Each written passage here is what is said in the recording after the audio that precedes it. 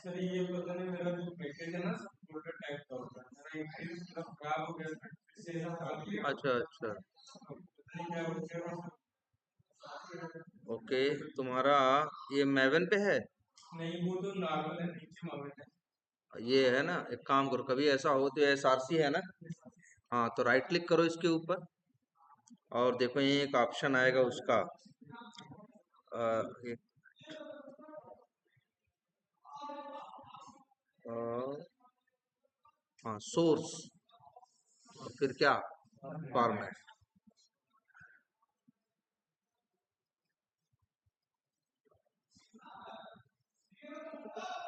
नहीं हो रहा, एक तो ये रास्ता होता है ऊपर।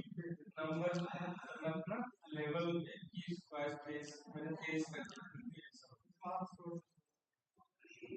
क्या करे हो? हाँ, यहाँ भी। अब देखो यहाँ सोर्स में तुम्हारा क्या हो गया है, हट गया है। अब यहाँ एक ऑप्शन है क्या, ऐड फोल्डर।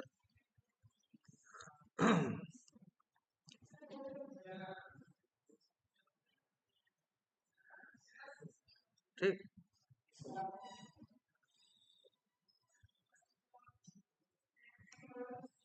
और कई बार तो डायरेक्ट जो हम यहीं से राइट क्लिक करके सोर्स और फॉर्मेट कर देते हैं तो फोल्डर फॉर्मेट हो जाता है किसमें सो SRC, नीचे बीच वाला बीच वाला।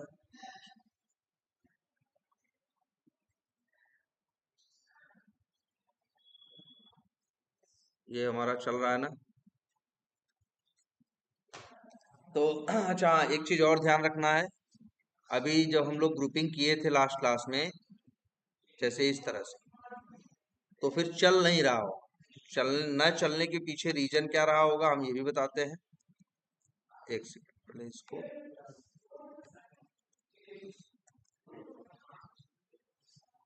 बनाया है। हाँ ये देखो बनाया था ना, रन इंक्लूड ऐसे करके ग्रुप चलाना होता है ना। अब इसमें ये ध्यान रखना पड़ता है आपको, पहले तो चलता है क्या, बेस टेस्ट। अब अगर तुम्हारा जो टेस्ट, अगर तुमने ग्रुपिंग कर दी है XML में और रन कर रहे हो XML से, तो ये बिफोर सूट आफ्टर सूट ये लोग रन नहीं होंगे, और ये नहीं रन होंगे तो कोई काम ही नहीं होगा। तो इसके लिए तुम्हें ये करना पड़ेगा, जब ग्रुपिंग करते हो तो लिखना पड़ेगा always run equal to true.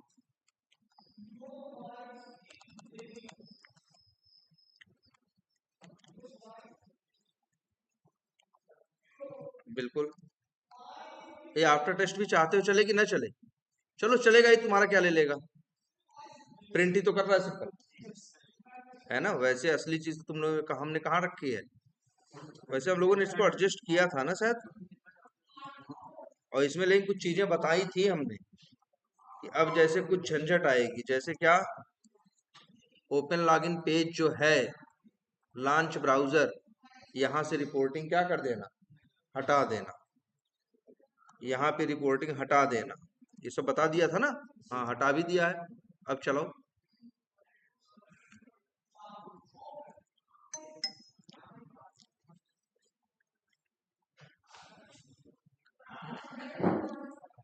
ठीक है। अगर वही always run equal to true नहीं करते तो ग्रुपिंग वाले केस में चलता नहीं, तुम बता देते हो, इसका मतलब है चाहे ग्रुपिंग हो और चाहे ना हो, ये ऑलवेज क्या होगा, चलेगा। ठीक है यार, चलो इतना तो हम लोगों ने कर लिया, कर लिया। अब इतने इसके फीचर जान गए सब, ठीक।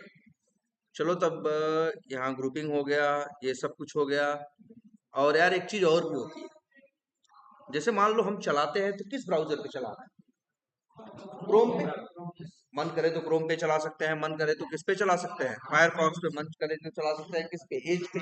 लेकिन ये डिसीजन हम कहाँ लेते हैं, बेस टेस्ट के अंदर जाके देखोगे तो जो ओपन लॉगिन पेज है, इसके ब्राउजर लॉन्च कहाँ, ब्राउजर कहाँ लॉन्च हो रहा है,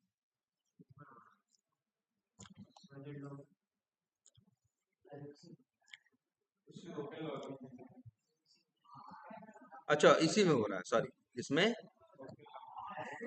ओपन लॉगिन पेज, और क्या ओपन हो रहा है? Launch browser. ब्राउजर भी क्या चल रहा है? सिर्फ क्रोम। पहले तो ये देखते हैं क्या सिर्फ क्रोम ही चलाएंगे। हो सकता है क्रोम पे चलाना हो सकता है कभी फायरफॉक्स पे, कभी किसी और पे। तो इसके लिए हम लोग कई बार क्या, इसके लिए क्या करते हैं, ध्यान से देखो। इसमें एक ले लेते हैं पैरामीटर, और पैरामीटर का नाम रख देते हैं क्या? Browser name. इतनी बात समझ में आती है? और इसके बाद अब लिखते हैं क्या? Condition. If browser name dot equals, ignore case, फिर क्या है? क्रोम है, तो भैया ये लाइन उठा के डाल देते हैं इसके अंदर, या हटाओ सिर्फ डायरेक्ट ऐसे। बोलो सही है कि नहीं है? अब देखो अभी और क्या करने जा रहे हैं, इसे कॉपी करते हैं, एल्स लिखते हैं, फिर एल्स लिखते हैं, फिर कॉपी करते हैं, और फिर एल्स लिख के ऐसे यहाँ क्रोम लिख देते हैं, यहाँ फायरफॉक्स, और यहाँ एच। अब कोई मेथड कॉल करेगा, बंदा पैरामीटर भेजेगा, क्रोम भेजेगा, तो क्रोम क्रोम से मैच कर जाएगा, किसका ऑब्जेक्ट बनाएगा? क्रोम का। और यहाँ बनाएगा किसका? यहाँ किसका? एच का। बताओ हो गया सही कि नहीं हो गया? और यहाँ लास्ट में डाल दें क्या? लास्ट में डाल दें कोई एरर मैसेज डाल दें कि भैया ब्राउजर का नेम मिला नहीं, है ना? तो वैसे देखो, रिपोर्टिंग मत करो भाई, रिपोर्टिंग तुम्हारी नहीं चलेगी। कब बताए? दो तरीका बताए थे ना। एक पुराना वाला था जिसमें ब्राउजर कहाँ लॉन्च कर रहे थे? बिफोर मेथड के अंदर, वहां तो रिपोर्टिंग काम कर रही थी। अब लेकिन तुम खिसका के उसे कर दिए हो कहाँ? बिफोर क्लास के अंदर।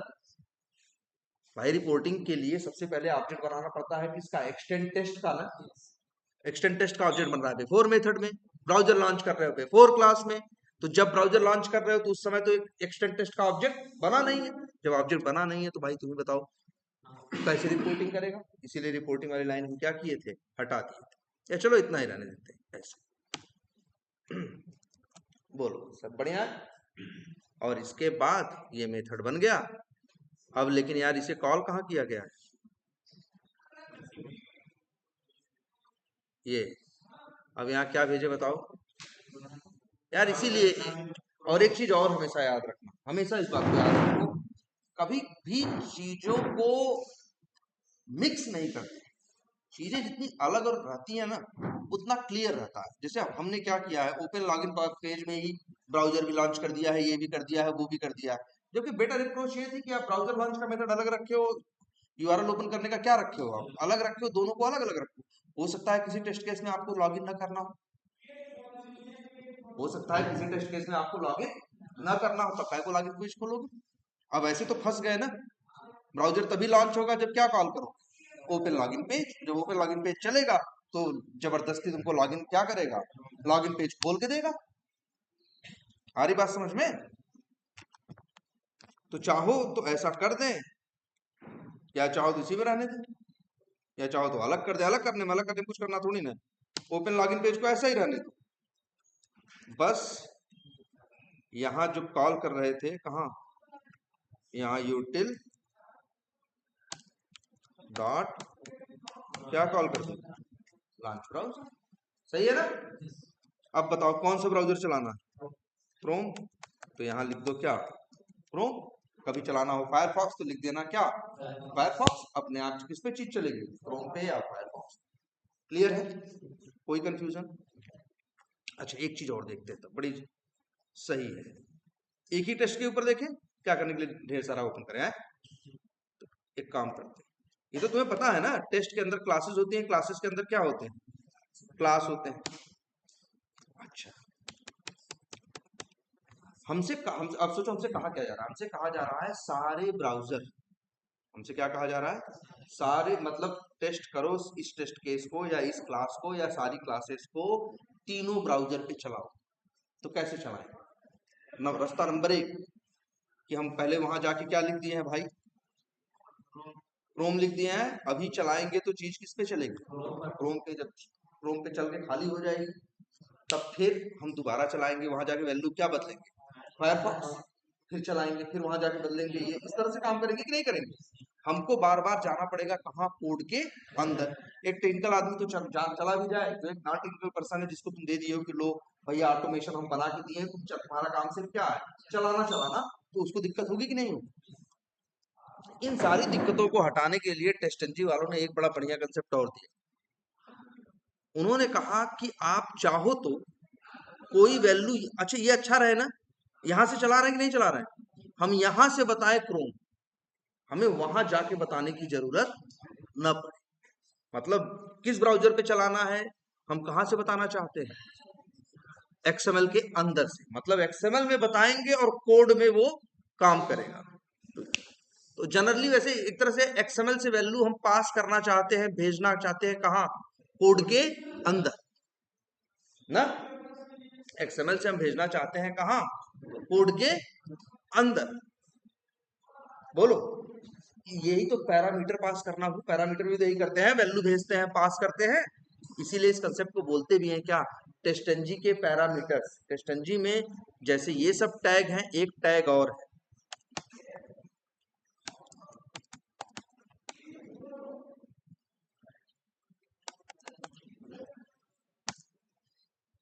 पैरामीटर, और लिख दे पैरामीटर का नाम, नेम इक्वल टू लिख देते हैं क्या, ब्राउजर। और फिर वैल्यू इक्वल टू लिख देते हैं क्या, क्रोम। अब बढ़िया है ना, क्रोम पे चलाना है कि फायरफॉक्स पे चलाना है, हम यहीं से डिसाइड कर सकते हैं ना, हमें कोड में जाने की जरूरत नहीं पड़ेगी। लेकिन मेरे भाई वैल्यू यहाँ है और इसको टहलते हुए पहुंचना कहाँ है, कहाँ पे, बिफोर क्लास के अंदर, मतलब उस वैल्यू को यहाँ पहुंचना है ना। तो याद देखो ध्यान से कैसे पहुंचती है।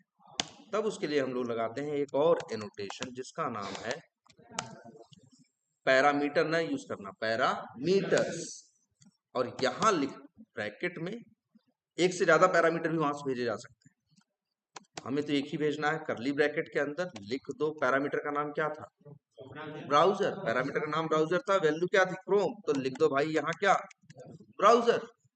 ठीक, अब अभी ध्यान देना, अभी भी बात खत्म नहीं हुई तुम्हारी, अभी भी देखो। अब इसके बाद यहां एक लगा दो क्या, इस मेथड में लगा दो एक पैरामीटर, जैसे क्या, लिख दो स्ट्रिंग ब्राउजर, और वही ब्राउजर नेम पैरामीटर भेज दो यहां।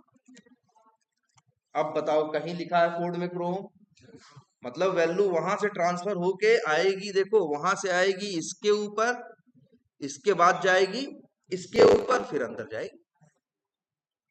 चला के देखें, चलाएं, क्रोम पे चल जाएगा, दौड़ते हुए चलेगा, देखो।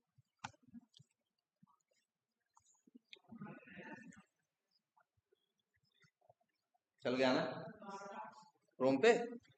बंद करते हैं। अगर हमको फायरफॉक्स पे चलाना हो, कोई कुछ नहीं करना हमें,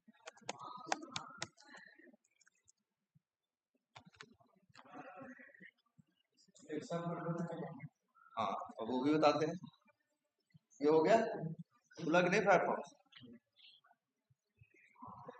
फायरफॉक्स सिस्टम पे है भी कि नहीं,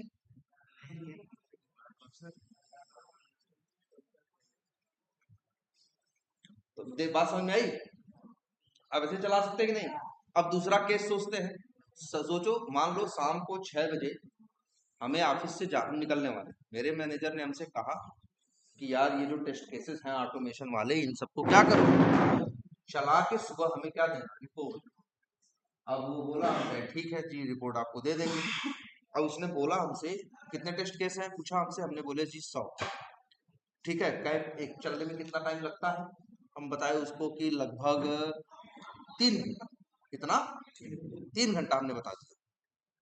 तो 3 घंटा तो एक ब्राउजर पे सारा चलेगा, तो 3 घंटा लगेगा। 3 ब्राउजर पे तो कितना चलेगा, लगेगा 9 घंटा।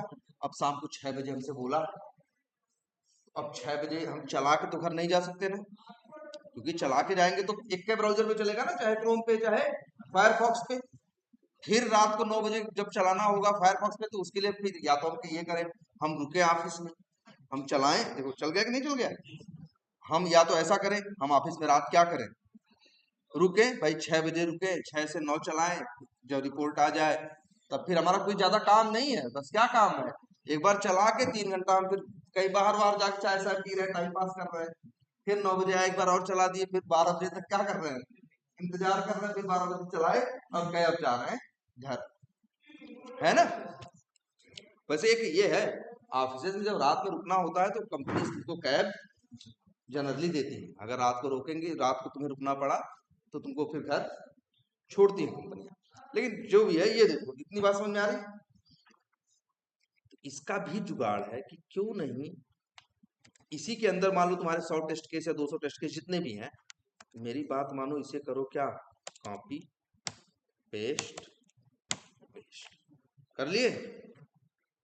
तीनों में सब कुछ क्या है, सेम, लेकिन पैरामीटर तो क्या चेंज। तो देखो क्रोम, फायरफॉक्स और क्या लिख दे, एज, और 1 मिनट इसको लिख देते हैं,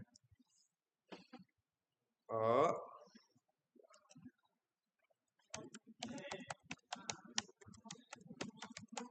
क्या नाम रख दिया इसका, क्रोम ऑटोमेशन, क्रोम ऑटोमेशन। इसका रख देते हैं क्या, फायरफॉक्स ऑटोमेशन, और इसका नाम रख देते हैं क्या, एज ऑटोमेशन। अब हो गई इस प्रॉब्लम सॉल्व की नहीं। अब हम चला के निकल लेंगे, पहला वाला चलेगा टेस्ट टैग के अंदर वाले, तो 3 घंटा लगेगा, इसके बाद दूसरा उठाएगा, उसके बाद क्या उठाएगा, तीसरा उठाएगा। आई बात समझ में कुछ, बोलो, कोई दिक्कत, चाहो तो चला के देख लो। और सबसे बड़ी बात देखना, जब ये टेस्ट टैग चलेगा ये वाला, तो पैरामीटर में क्या जाएगा, क्रोम, तो ये अंदर वाली सारी चीजें किस पे चलेंगी, क्रोम। जब ये वाला टेस्ट टैग चलेगा, ये वाला, तो अब इसके लिए पैरामीटर में क्या जाएगा, फायरफॉक्स, तो अंदर क्या पहुंचेगा, फायरफॉक्स। तो ब्राउजर कौन सा लॉन्च होगा, फायरफॉक्स। सारी झंझट क्या होगा। या आप एक चीज ये भी याद रखना, ये जो पैरामीटर होता है, ये पैरामीटर कहाँ यूज कर सकते हो, सिर्फ इस टेस्ट टैग के टेस्ट केसेस के अंदर। अगर तुम इसी पैरामीटर को देखो, क्योंकि पैरामीटर को तुमने कहाँ डिफाइन किया है, टेस्ट लेवल पे, कहाँ किया है, टेस्ट लेवल पे, इसलिए टेस्ट की क्लासेस में यूज होगा। अगर इसी को ऊपर बाहर कर दो तब, अब ये कहाँ हो गया, अब ये पैरामीटर हो गया सूट लेवल पे, ये पैरामीटर क्या हो गया, सूट लेवल पे। तो ये पैरामीटर अब तीनों टेस्ट के हर क्लास के अंदर अवेलेबल रहेगा। आ रही बात समझ में कुछ, बोलो, बात समझ में आई कि नहीं आई। अगर इसी चीज को टेस्ट के अंदर डिक्लेयर बनाओगे तो सिर्फ टेस्ट टैग में काम करेगा, सूट में बनाओगे, अरे यार जैसे नहीं होता, एक वेरिएबल मेथड के अंदर बनाओगे तो मेथड के अंदर काम करेगा, बाहर बना दोगे तो क्या हो जाएगा, हर मेथड में काम करेगा ना, क्या।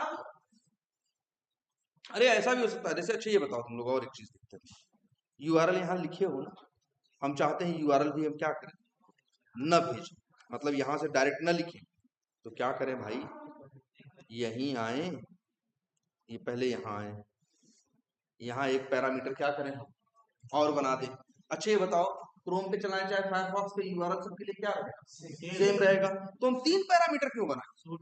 तो हम तो इस बार ये दिमाग लगाएंगे ना मेरे भाई, कि इसको हम बना देंगे, इस पैरामीटर को हम, अगर हम टेस्ट लेवल बनाएंगे तो 3 ठो बनाना पड़ेगा ना, हम ऊपर बना दिए, नाम रख दिए क्या भाई, यूआरएल, और जी वैल्यू दे दिए क्या,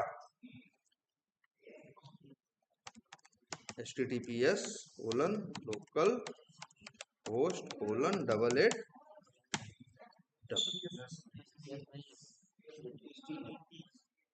अच्छा ना दिक्कत है, नहीं चले, ठीक है, इतनी बात समझ में आ रही है आपको। और देखो कितना बढ़िया हो गया, आप सब यूआरएल नाम का एक पैरामीटर बना दिया। अब जिनको उठाना है अब उन्हें क्या करना होगा, यहाँ पे आओ, एक पैरामीटर और ये डाल दो, इसीलिए तो करली ब्रैकेट है, एरे जैसा कि एक से ज्यादा चीजें भेजी जा सकती हैं। और यहाँ भी जी एक पैरामीटर और बना दो, स्ट्रिंग ऐप यूआरएल, और यही ऐप यूआरएल यहाँ क्या करो भेज दो, बढ़िया से काम करें, कोई दिक्कत नहीं। क्लियर है ये? अब लेकिन यार एक चीज और जान लो, अब तुम एक चीज में मजबूर हो गए हो, अब तुम सिर्फ इसको testng.xml से ही चला सकते हो। अब अगर तुम सोचो कि डायरेक्ट जैसे पहले एक टेस्ट केस चलाने का मन करता था कि चला देते थे ना, अब नहीं चला पाओगे, क्योंकि अब इसको चलाओगे तो ये किसको चलाएगा, बेस टेस्ट को। जब बेस टेस्ट को चलाएगा तो भाई ये बिफोर क्लास को पैरामीटर हुआ कौन देगा, ये तो आ रहा है कहां से, testng.xml से ना। अब तुम्हारी मजबूरी है कि तुम कहां से चलाओगे, testng.xml। आई बात समझ में? क्योंकि अभी तुम लोग के साथ ऐसा होगा, तुम लोग ऐसे कर लोगे, इसके बाद सोचोगे एक तो चलाएं और फिर वो चलेगा नहीं, बार बार तुरंत बंद हो जाएगा। लेकिन तुमको ध्यान से एरर देख, एरर में देखोगे तो कहेगा कि भैया पैरामीटर कहाँ है, जो तुम मेथड में पैरामीटर ऊपर एडिट पैरामीटर करके दिए हो उसमें कोई वैल्यू आ ही नहीं रही है, तो आखिर हम इसको आगे चलाएं कैसे। तो ये भी बात समझ में आ गई अब, बढ़िया है ना ये। अच्छा एक चीज ये बताओ, हम लोग प्रोग्राम जैसे कोड रन करते हैं, जैसे अभी रन कर रहे हैं, तो क्या होता है, जनरली ये होता है कि जब आप एक प्रोग्राम रन करते हो जावा में, तो सबसे पहले जावा का दूसरी जो जेआरई है ना, उसका काम है क्या करना, उसका जेआरई का काम क्या है, और जेवीएम बनाना, क्या करना, जेवीएम जावा वर्चुअल मशीन, उसके अंदर वो चलाता है जावा का एक प्रोसेस, क्या चलाता है, जावा का चलाता है एक प्रोसेस, और उस प्रोसेस के अंदर होती है एक क्या, थ्रेड, क्या होती है, प्रोसेस के अंदर होती है एक थ्रेड। इसको ऐसे समझो, जैसे मान लो हम एक आदमी, जैसे अगर हम एक कोई ठेकेदार है जिससे हमें काम कराना, और ठेकेदार के पास क्या है, एक लेबर है, तो अब हमें काम कराना होगा तो हम सीधे हम किससे बात करेंगे, ठेकेदार से। तो हम बोलेंगे ठेकेदार हो गया, वो क्या हो गया, जावा का प्रोसेस हो गया, और उसमें काम करने वाला लेबर जो हो गया वो एक क्या हो गई, थ्रेड हो गई, क्या हो गई, एक थ्रेड हो गई। तो अगर एक लेबर काम कर रहा है तो काम भाई मान लो मेरा जैसे हमें साफ कराना है बाहर पे, तो वो पता चला कितना टाइम ले रहा है, 10, कितना दिन मांग रहा है, 10 दिन मांग रहा है। लेकिन अगर 4 लेबर लगा दे तो घट जाएगा ना, पता चला 2.5 या 3 दिन में काम हो जाएगा कि नहीं हो जाएगा, 4 लेबर। तो 4 लेबर लगाने का मतलब क्या हो गया, 4 थ्रेड लगा दी, कितनी थ्रेड लगा दी, 4 थ्रेड। अभी जितने दिन से तुम लोग पढ़ रहे हो, अभी तक तुम लोग जो चलाए हो सब कुछ सिंगल थ्रेडेड था। सिंगल थ्रेड का मतलब इसीलिए सब कुछ कैसा था, सिंगल थ्रेड। अब लेकिन जावा में कंसेप्ट है किसका, मल्टी थ्रेडिंग, कि हम चाहें तो क्या कर सकते हैं, लेबर या जो थ्रेड्स हैं वो क्या कर सकते हैं, हम बढ़ा सकते हैं। समझ रहे हो, मतलब जैसे ऐसे समझो, मान लो मेरे पास 1 लाख लोगों का डेटा है, अब 1 लाख लोगों के डेटा को हमें चेक करना है सही है या गलत। सिंगल थ्रेड में चलेगा तो एक करके उठाएगा, हो सकता है 4 घंटा टाइम लेगा। लेकिन मेरे पास एक ऑप्शन जावा में होता है कि हम चाहें तो इसे किसमें चला दें, मल्टी थ्रेड, एक सिंगल थ्रेड और क्या, मल्टी थ्रेड। तो हम कह देंगे 4 थ्रेड में चलो, तो मतलब जो एक ही थ्रेड काम कर रहा था वो 4 थ्रेड को बांट दो कि भैया 1 से लेके 25,000 तक तुम संभालो, 25,000 1 से लेके 50,000 तक तुम संभालो, 50,000 1 से लेके 70 तक तुम संभालो, 75,000 1 से लेके 1 लाख तक तुम संभालो। तो जो रिजल्ट 4 घंटे में आता है वो घंटे सवा घंटे में ही हमें मिल जाए। बस उसके लिए आपका सिस्टम थोड़ा अच्छा होना चाहिए, और सब सिस्टम अच्छे हैं, तो कोई सिस्टम खराब नहीं। क्लियर है? अच्छा अभी देखो, तुमसे अभी हम बोले कि तुमसे कहा गया सारे टेस्ट केसेस को किस पे चलाओ, क्रोम पे चलाओ, सारे टेस्ट केसेस को किस पे चलाओ, तुम क्रोम पे चलाओ। तुमसे अभी बोला गया कि नहीं बोला गया, जब तुमसे सारे टेस्ट केसेस चलाने को कहा गया किसके ऊपर, क्रोम के ऊपर। अब जरा ध्यान देना इस बात पे, सॉरी क्रोम पे, फायरफॉक्स पे और किस पे, अभी एज। मान लो इसके अंदर 100 टेस्ट केस हैं, तो एक टेस्ट केस को, एक टेस्ट टैग को चलने में कितना टाइम लगा, 3 घंटा। तो 3 चलेंगे तो कब कितनी देर में रिजल्ट आएगा, 9। लेकिन अगर हमसे कोई कहे नहीं हमें रिजल्ट क्या चाहिए, जल्दी, तब हमको भी यहाँ यूज करना पड़ेगा क्या, मल्टी थ्रेडिंग का कंसेप्ट। उसका कंसेप्ट मल्टी, से चार्जिंग लगा देना, क्या यूज करना पड़ेगा, मल्टी थ्रेडिंग। मतलब हम यही काम पे कितने आदमी को लगा देंगे, 3 आदमी को लगा देंगे, तो जो 9 घंटे का काम है वो क्या हो जाएगा। और तुम अजीब सा तुमको कुछ दिखेगा यहाँ चलते हुए, जानते हो कैसा, इधर क्रोम चल के क्रोम पे लॉगिन कर रहा है। पहले तो क्या होता था, एक टेस्ट केस खत्म करके दूसरे पे जाता ना, उधर क्रोम पे भी काम चल रहा है, मतलब इधर एक टेस्ट टैग चल रहा है, उधर दूसरा टेस्ट टैग नीचे वाला भी चल रहा है। और जो दूसरा टेस्ट टैग है वो किस पे चल रहा है, फायरफॉक्स पे। और फिर उधर कौन सा चल रहा है, तीसरा भी, वो किस पे चल रहा है, एज पे चल रहा है। तो ये कंसेप्ट क्या है, मल्टी थ्रेडिंग, या पूछते हैं इंटरव्यू में अक्सर, इसी को बोलते हैं क्या, पैरेलल टेस्टिंग। क्या, पैरेलल, मतलब एक साथ हम 3 चीजों को एक साथ, या उस कंसेप्ट का यूज और क्या है, जैसे मेरे पास 300 टेस्ट केस है, कितने हैं, या 100 है, 3 घंटे में रिपोर्ट आ रही, मेरा मैनेजर कह रहा है जी हमें 1.25 घंटे में चाहिए, जल्दी है, तो हम इसको क्या कर दें, इस तरह से यहाँ सेट करते हैं 3 थ्रेड में या 4 थ्रेड में। 100 टेस्ट केस है, 1 से लेके 25 को एक थ्रेड में सेट कर दें, 26 से लेके 50 तक दूसरे में, 51 से लेके 75 तक तीसरे में, और 76 से लेके 100 तक किसमें, चौथे में। रिजल्ट जो भाई, जब चार ब्राउजर एक साथ लॉन्च होंगे, चारों अपना अलग अलग टेस्ट अलग अलग काम कर रहे होंगे, तो रिजल्ट आ जाएगा क्या, 4 गुना जल्दी आ जाएगा ना। यही कंसेप्ट क्या है, मल्टी थ्रेडिंग या पैरेलल टेस्टिंग, ठीक है। और वैसे तो जावा में ये करने का तरीका क्या है मालूम, याद रख लेना सब लोग, 2 क्लास याद रख, एक इंटरफेस है, याद रखना, याद रहेगा। उस इंटरफेस का नाम हम लिख देते हैं। अगर प्योर जावा से करना हो, हम लोग प्योर जावा से नहीं करेंगे क्योंकि टेस्टंजी हमको ये फीचर बनाया देता है। लेकिन अगर हमें क्या करना हो, प्योर जावा से करना हो, तो एक इंटरफेस है जावा में जिसका नाम क्या है, रनेबल। यही इंटरफेस तुमको एक क्लास के अंदर क्या करना पड़ेगा, इम्प्लीमेंट। और रनेबल मेथड के इंटरफेस के अंदर एक मेथड है जिसका नाम क्या है, रन। तुमको पता है इंटरफेस जब क्या करते हो, इम्प्लीमेंट करते हो, तो उसका मेथड बनाना पड़ता है ना, तब तुम रन मेथड बना के अपने हिसाब से कोड लिखो। एक रास्ता ये है, और दूसरा ये है, जावा में एक ये बता देते हैं रनेबल क्या है, और जावा में एक क्लास है जिसका नाम क्या है, थ्रेड, ठीक है। सॉरी थ्रेड है, या नहीं थ्रेड नहीं, शायद थ्रेड्स, क्या है, थ्रेड्स। या तो इस क्लास को, ये क्लास है भाई, ये क्या है, क्लास है, इसलिए ये इंप्लीमेंट नहीं की जाएगी, ये क्या की जाएगी। तो 2 तरीके से कर सकते हैं, या तो रनेबल से या तो थ्रेड से, अगर प्योर जावा यूज कर रहे हैं तो। लेकिन हमें प्योर करने की जरूरत नहीं, क्योंकि हमारे पास क्या है, टेस्ट इंजन। कैसे होगा, बस देखो, हम यही लिखे क्या, पैरेलल, यही देखो इक्वल टू, और लिख दिए। अच्छा बताओ, यही चाहते हो ना, ये सारे टेस्ट केस क्रोम पे चले, नीचे वाले सारे किस पे चले, फायरफॉक्स पे, उसके नीचे वाले वही सारे टेस्ट केस। देखो हमने हर टेस्ट टैग में सेम ही दिया है कि नहीं दिया है, तो ठीक है।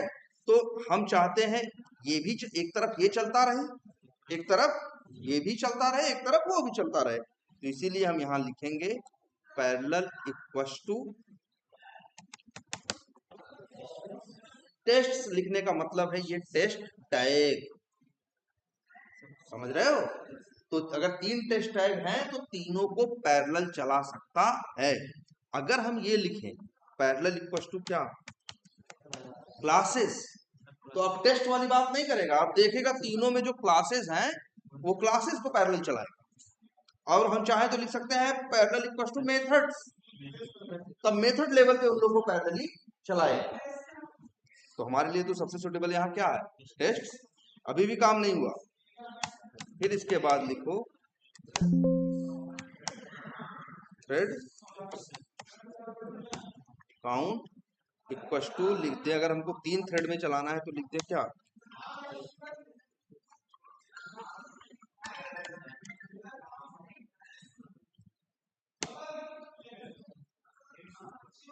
है?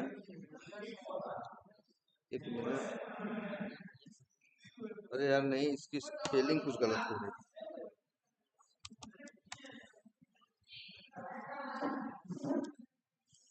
एक, अरे हाँ सॉरी, तो ये ऐसे नहीं, ये सही है स्पेलिंग यार। चलो अभी पता चल जाएगा स्पेलिंग सही है या गलत। अगर गलत होगी तो 3 थ्रेड नहीं चलेंगी। देख रहे हो सबसूट 3 बार आ गया प्रिंट होके, क्योंकि वो वाला टेस्ट भी चल रहा है, वो वाला भी चल रहा है। देखो क्रोम भी चल गया, फायरफॉक्स भी खुल गया, एज भी खुल गया, इधर इस पे भी काम हो रहा है, इधर इस पे भी काम हो रहा है। क्रोम क्यों नहीं खुला भाई? वो भी क्रोम भी खुलेगा अभी पीछे से।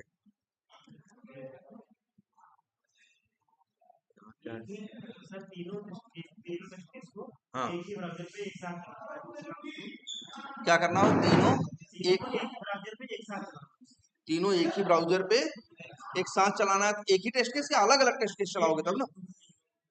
एक तो यार वही तो हो रहा है यहाँ। अच्छा तुम चाहते हो क्रोम पे ही 3 और तीनों टेस्ट केस अलग अलग हो?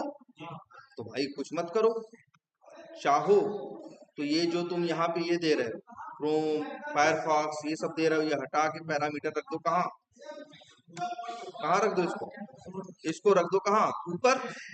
और यहाँ सबसे पैरामीटर क्या कर दो। अब क्या फिर क्या जरूरत है क्रोम फायरफॉक्स से सब ड्रामा करने की, जब तुमको सब कुछ चलाना किस पे है, क्रोम पे ही।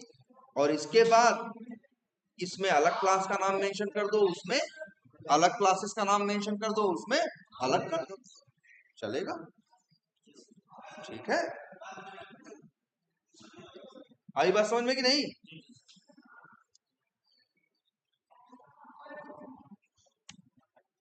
बोलो, यही क्या है पैरेलल टेस्टिंग। क्या है, तुमसे पूछेंगे कैसे करोगे तो बताओगे कि जो टेस्टली.xml में जाएंगे वहां parallel equal to test mention कर सकते हैं, क्लासेस मेंशन कर सकते हैं, मेथड्स मेंशन कर सकते हैं और थ्रेड काउंट बता सकते हैं।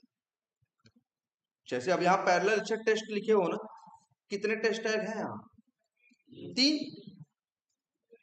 अब अगर हम यहाँ 2 लिख दे तो अब क्या करेगा, मैं तो 3 करेगा 2, तो ऐसा नहीं 2 ही चलेगा, पहले 2 उठाएगा, पहले 2 उठाएगा और दोनों चलते रहेंगे। जैसे ही कोई खत्म होगा वैसे ही तीसरे को क्या करेगा। जैसे कई बार ऐसा होता है तुम्हारे पास 10 टेस्ट टैग, अब काउंट तो यहाँ थ्रेड काउंट तुम 3 दे दिए हो, तो क्या करेगा, पहले 3 उठा के तीनों को चलाता रहेगा। जैसे ही कोई एक खत्म होगा, एक थ्रेड वही है, जैसे एक लेबर का काम खत्म हुआ उसको दूसरा काम दे दिया जाएगा, भैया लो चौथा भी बचा हुआ है, काम खत्म नहीं हुआ है, आगे तुम करो। आ रही बात समझ में? इस तरह। अच्छा, और अगर तुम ऐसा कर दिए थ्रेड 3 ही, वहां टेस्ट 3 ही है और थ्रेड क्या बोल दिए यहाँ 4 या 5, तो कोई दिक्कत नहीं, चला कितना पाएंगे। भले तुम उससे वही है ना कि तुम मजदूरों से भले कह दो इतना कर डालो उतना कर डालो, कहेगा भैया 3 ही आदमी है तो, या सॉरी या ऐसा, या तो उससे ये कह दो काम ही थोड़ा सा, हाँ अब तुम 10 आदमी बुला दिए तो कोई बात नहीं, ऐसा थोड़ी ना लोग काम नहीं करेंगे, वो कहेंगे और बढ़िया है। वैसे ये भी थ्रेड काउंट आप ज्यादा बता दोगे तो इससे कोई एरर नहीं आएगी, तो बढ़िया फीचर है नहीं, इसको एकदम बढ़िया से प्रैक्टिस कर लो, ज्यादा कुछ करना नहीं है। लेकिन हाँ, हमारा सब कुछ सक्सेसफुली चल रहा है, जानते हो क्यों? क्योंकि हमने अपने ड्राइवर को क्या रखा है, नॉन स्टैटिक। अगर गलती से, अब यही देखो, अब ये आपको समझने वाली चीज है, अगर गलती से आप इसको क्या बना देते स्टैटिक, अगर गलती से तुम इसको क्या बना देते स्टैटिक, इस वेरिएबल को, तो दिक्कत आ जाती। दिक्कत क्या आती मालूम है? सुनो समझो इस बात, थ्रेड कितनी चल रही है 3, तो भैया तीनों जब टेस्ट टाइप चल रहे थे, अच्छा एक चीज ये ध्यान देख रहे हो, तीनों थ्रेड चलेंगे लेकिन मेथडवा तो क्या है, सेम है ना। उसी मेथड को वो भी थ्रेड कॉल करेगी, उसी मेथड को वो भी एक अलग पैरामीटर भेज रही है और एक अलग पैरामीटर भेज रही है, बात समझना। अब बताओ, ड्राइवर वेरिएबल जब नॉन स्टैटिक रहता है तो इसका फायदा क्या होता है मालूम है? हर थ्रेड के लिए अलग अलग ड्राइवर बनेगा, तो कोई झंझट नहीं होगी। और अगर इसी को तुम क्या बना दिए गलती से स्टैटिक, तो भैया थ्रेड चलाओ चाहे 10 हो चाहे 20 हो, ड्राइवर की कितनी कॉपी होगी? एक। अब उसी में 4 लोग वैल्यू डालेंगे तो बचेगा किसका? लास्ट वाले का ना। तो चलेगा सिर्फ किस पे? एक ही ब्राउजर पे। इसीलिए ये गलती नहीं करनी है हमें इसे गलती से भी क्या नहीं बनाना है, स्टैटिक नहीं बनाना है। स्टैटिक बना दिया तो पूरा काम गड़बड़ हो गया। क्लियर है? तो क्या समझाए हम कि स्टैटिक वेरिएबल की, वैसे स्टैटिक वेरिएबल की एक ही कॉपी है, चाहे 10 थ्रेड होंगी लेकिन वही कॉपी 10 लोग यूज करें। लेकिन नॉन स्टैटिक वेरिएबल की क्वालिटी होती है जितनी थ्रेड चलती हैं। याद रहेगा, ये कंसेप्ट जरूर लिख लेना, ये लास्ट वाले पूछेंगे जरूर तुमसे पैरेलल टेस्टिंग के बारे में। ठीक है? और एक इसके चैलेंज बता दें, क्या चैलेंज और आता है इसमें चैलेंज एक और भी आता है क्या? अच्छा तुम्हें बताओ, एक्सटेंट रिपोर्ट लिख रहे हो कि नहीं? अब तुम्हारा तो अभी क्या हो रहा है, इक्के रिपोर्टवा में 3 लोग जाके लिख रहे हो ना। इक्के में जाके कितने लिख रहे हो? बिफोर शूट तो इक्के बार चलेगा ना। अब यहाँ चैलेंज क्या आ जाएगा? चैलेंज ये आ जाएगा, ये थ्रेड भी जाके उसमें लिख रही है, दूसरी थ्रेड भी पहुंच जाएगी लिखने, तो लिख पाएगी?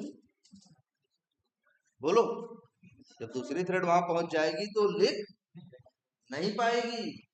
तो भाई तुम्हें बताओ, एक फाइल खोल के तुम कोई लिख रहा है, उसी फाइल को तुम ओपन कर खोलने की कोशिश करोगे तो बताएगा ना कि ये फाइल क्या है, ऑलरेडी ओपन है, इसमें अब तुम लिख नहीं सकते। तो ये झंझट होगी किसके साथ? इसके साथ। अब इसका सोल्यूशन क्या है? इसका जैसे तुम लोग रिपोर्ट कहाँ लिखते हैं, हम लोग कहाँ है भाई बताओ, रिपोर्ट कहाँ लिख रहे हैं? और ये देखो, अच्छा डायरेक्टली ये लिख दे रहे हैं क्या, डॉट लॉग मेथड कॉल कर दे रहे हैं ना। अब बताओ, ये भी लॉग, एक थ्रेड भी लॉग करने पहुंच गई, दूसरी थ्रेड भी क्या करने पहुंच गई, लॉग करने पहुंच गई, तो झंझट हो जाएगा कि नहीं हो जाएगा? इसी वजह से, क्योंकि देखो मेथडवा तो वही चलेगा ना यार, सर्च एलिमेंट को ही ये भी कॉल करेगा, सर्च मेथड को, सर्च एलिमेंट को दूसरी थ्रेड भी कॉल करेगी, मेथड वही है, लेकिन तीनों थ्रेड इसको यूज कर रही है। अब लेकिन दिक्कत देखो, इस लाइन में कोई चैलेंज नहीं, इस लाइन में कोई समस्या नहीं आएगी, इसमें भी कोई समस्या नहीं आएगी। समस्या आएगी कहां? इसमें। क्यों? क्योंकि ये जाके कुछ क्या करेगा, रिपोर्ट लिखेगा। जब एक लिखेगा तो फिर दूसरा, समस्या आ जाएगी नहीं आ जाएगी? जब एक लिख रहा होगा, अगर मान लो एक लिख के हट गया, दूसरा पहुंचा तो कोई दिक्कत नहीं, लेकिन दोनों लोग भाई इतनी स्क्रिप्ट चल रही है, इतने साथ है, बहुत बार ऐसा संजोग पहुंचेगा, बनेगा कि दोनों लोग क्या पहुंच जाएंगे, साथ में पहुंच जाएंगे लिखने। तब एक लोग को तो क्या होना पड़ेगा, फेल होना पड़ेगा ना। दोनों लोग तो लिख नहीं पाएंगे, लिख पाएगा कोई एक, क्योंकि एक किसी को राइटेबल मोड में ओपन कर लेगा तो फिर दूसरे के लिए वो क्या हो जाएगा, रीड ओनली हो जाएगा। अब इसका सोल्यूशन क्या है? इसका सोल्यूशन है, अगर इसी मेथड में एक शब्द जोड़ दिया जाए। क्या जोड़ा गया? सिंक्रोनाइज्ड। अब ये मेथड सिंक्रोनाइज्ड हो गया। अब इसकी क्वालिटी क्या है मालूम है इस मेथड की? अब इस मेथड की सबसे बेस्ट क्वालिटी ये है कि अगर अब ये मेथड चलेगा, मान लो 3 थ्रेड चल रही, इसमें एक थ्रेड अंदर चली गई, तो तब तक दूसरी थ्रेड अंदर नहीं जाएगी जब तक पहली थ्रेड बाहर न निकल जाए। तो बढ़िया है कि नहीं? फिर सारी समस्या क्या हो जाएगी, खत्म हो जाएगी। ये है, कभी पूछेंगे तुमसे सिंक्रोनाइज्ड क्या होता है, तो कह दो जी सिंक्रोनाइज्ड मेथड होता है, हम एक मेथड को सिंक्रोनाइज बना सकते हैं। तो पूछेंगे बनाने का फायदा क्या है, कह देंगे जब मेथड अगर सिंक्रोनाइज बन जाएगा तो मल्टी थ्रेडिंग में प्रॉब्लम नहीं आएगी। क्यों नहीं आएगी? क्योंकि अगर उस मेथड में एक थ्रेड गई है तो दूसरा थ्रेड नहीं जाएगा तब तक जब तक पहली थ्रेड बाहर न निकले। दूसरी गई है तो पहला और तीसरे इंतजार करेंगे, जब दूसरी निकलेगी तभी कोई एंट्री मारेगा। क्लियर है ये? इसी को बोलते हैं क्या, सिंक्रोनाइज्ड। याद रहेगा, और बहुत इंपॉर्टेंट चीज है ये सिंक्रोनाइज। अगर ये ना रहेगा तो गड़बड़ हो जाएगा, इसमें ये रहेगा। अच्छा ये बताओ, इसमें हम किसको सिंक्रोनाइज कर दिए? पूरे, हाँ पूरे मेथड को क्या कर दिए, सिंक्रोनाइज। लेकिन याद रखना, सबको सिंक्रोनाइज होने की जरूरत नहीं है। जैसे फाइंड एलिमेंट को कोई समस्या नहीं है, इसको कोई समस्या नहीं है, असली समस्या किसको थी? इसको। जैसे ऐसे अच्छा ऐसे समझो, मान लो मेरा घर है, ठीक है, घर में दो कमरे हैं, एक टॉयलेट है, ठीक है, दो कमरे हैं, एक क्या है, टॉयलेट। तो अब ये जरा तुम्हें बताओ, मान लो कोई कहे कि यार हमें टॉयलेट जाना है, तो क्या करें? हर आदमी मतलब एक आदमी टॉयलेट जाना है तो घर, वो अंदर गया घर में तो पूरा घर बंद कर देगा, कहेगा घर में कोई नहीं आएगा? थोड़ा गलत नहीं हो जाएगा? वो कहेगा यार दो कमरे हैं भाई, टॉयलेट, प्रॉब्लम कहाँ है? टॉयलेट जाने, वो जगह ऐसी है जिसको सबको अलग से चाहिए, दो कमरे तो क्या है, उनको क्यों सबके लिए बंद कर रहे हो यार? हम लोग वही कर रहे हैं यार, पूरे मेथड को ही क्या कर दिए, सिंक्रोनाइज, जबकि तकलीफ थी इस लाइन से।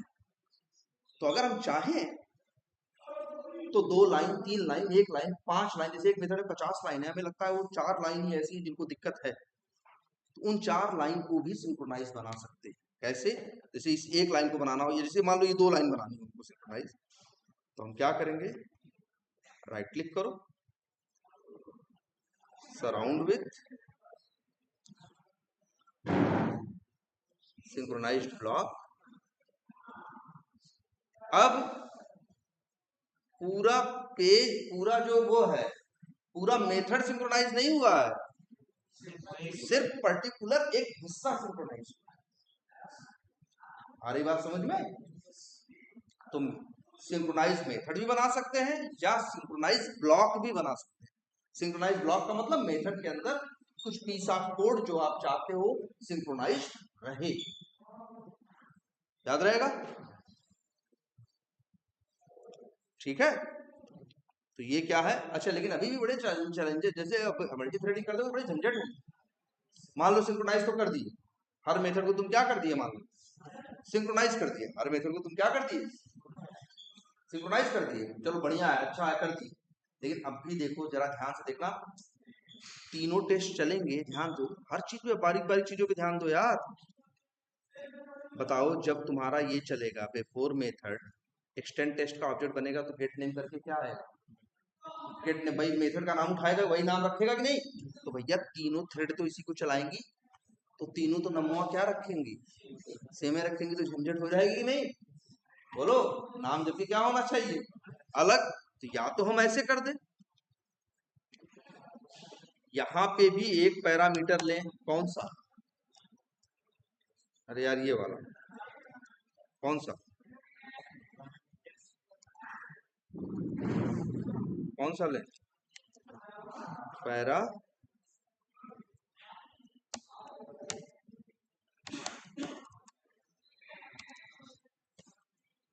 और यहां लिख दें क्या, सॉरी क्या लिख रहे हैं आप, पैरामीटर का नाम रख दें वो ब्राउजर, बस। और यहां लिख दें क्या, स्ट्रिंग ब्राउजर। और अगर इसी के नाम में जाके जोड़ दें ब्राउजर का नाम,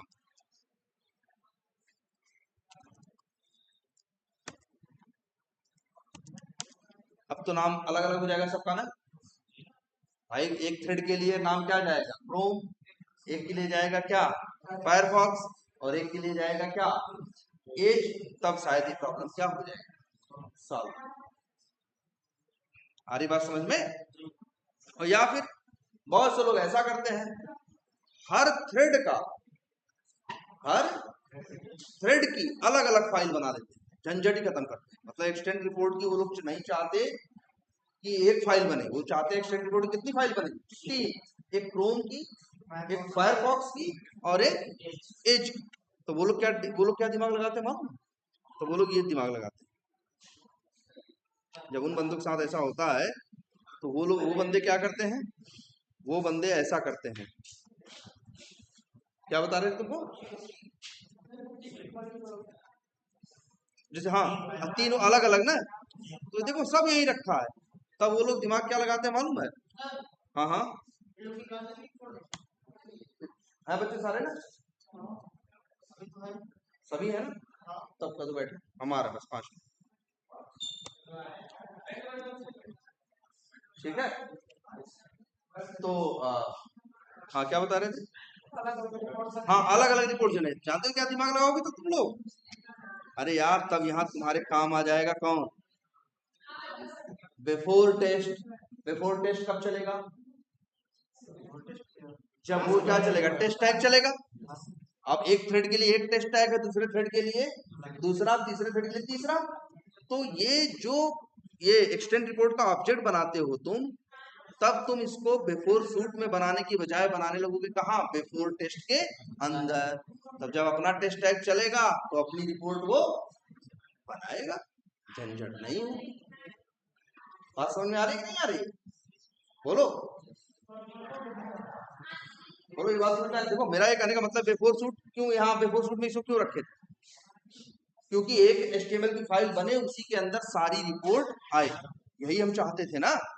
अब हम चाहते हैं 3 रिपोर्ट बने, अब हमें पता है तीनों हम चला रहे हैं क्या, 3 थ्रेड में, और अलग अलग टेस्ट टैग अलग अलग थ्रेड में चलेंगे, तो हम चाहते हैं हर टेस्ट टैग अपना रिपोर्ट क्या करे, अलग से बनाए।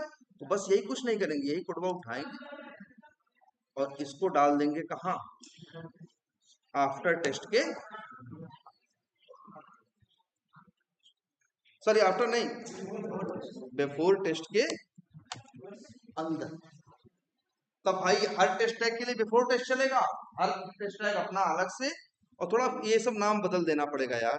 हम तो कहेंगे यहाँ भी पैरामीटर ले लो, जिससे रिपोर्ट 1 आ रहा है तो report underscore Firefox dot HTML ऐसे नाम आए, रिपोर्ट अंडरस्कोर क्रोम इस तरह से नाम आए। आई बात समझ में? ठीक है। वैसे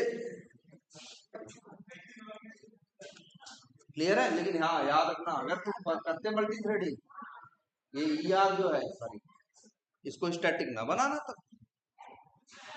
स्टैटिक बनाने में क्या झंझट होती है, चाहे 3 थ्रेड चले चाहे 300, वेरिएबल कितना रहेगा, एक ही।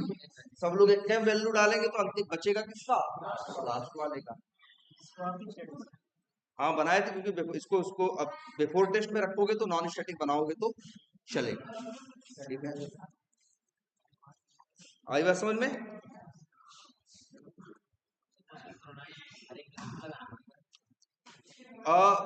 वो हर मेथड तुम्हारा जो कहीं कुछ लिखता है किसी फाइल में, अब तुम्हारा तो हर लोग ही क्या कर रहे हैं, लिख रहे हैं ना, इसीलिए मेरे ख्याल से तुमको यहाँ पे हर मेथड क्या करना पड़ेगा, सिंक्रोनाइज।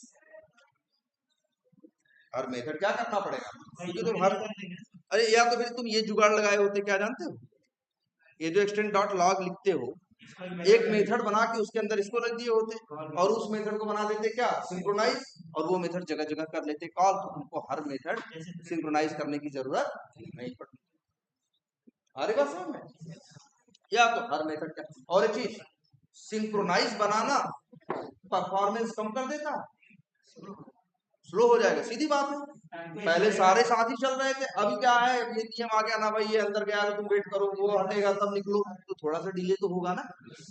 तो सिंक्रोनाइज होने से चीजों की, लेकिन हाँ इन्हीं के लिए सब लिख लेना भाई आज जाके, इन्हीं के लिए वर्ड जब सिंक्रोनाइज यूज करते हैं तभी बोलते हैं कि ये क्या हो गया, थ्रेड सेफ हो गया, थ्रेड सेफ हो गया।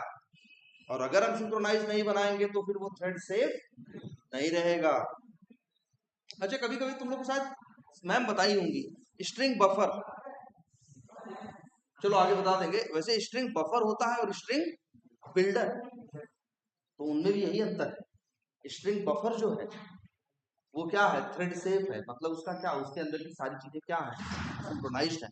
और जो स्ट्रिंग बिल्डर है वो थ्रेड सेफ नहीं है, क्योंकि उसके अंदर की सारी चीजें क्या है, उसके अंदर सिंक्रोनाइज्ड नहीं है।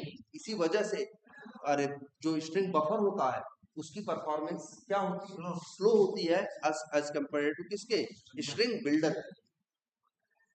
ठीक है, तो चलो आज वैसे ही बहुत कंसेप्ट हो गए है ना, तो लेकिन ये सब तैयार कर डालो। अब मेरे ख्याल से टेस्ट एनजी में क्या बचा, सिर्फ एक चीज, क्या, लिसनर और एक डेटा प्रोवाइडर, बस एक दो चीज बची। इसके बाद हमारा टेस्ट एनजी क्या हो गया, तो देखो जावा, सेलेनियम, टेस्ट एनजी थोड़ा हम लोग मैवन देख चुके हैं, कम से कम डिपेंडेंसी तो देखते ही है, और थोड़ा यहाँ एसक्यूएल कहाँ तक देखिए, क्वेरी चल रही है ना, तो तुम लोग प्रैक्टिस कर रहे हो क्वेरी की ना, भाई जरा प्रैक्टिस करो उसको।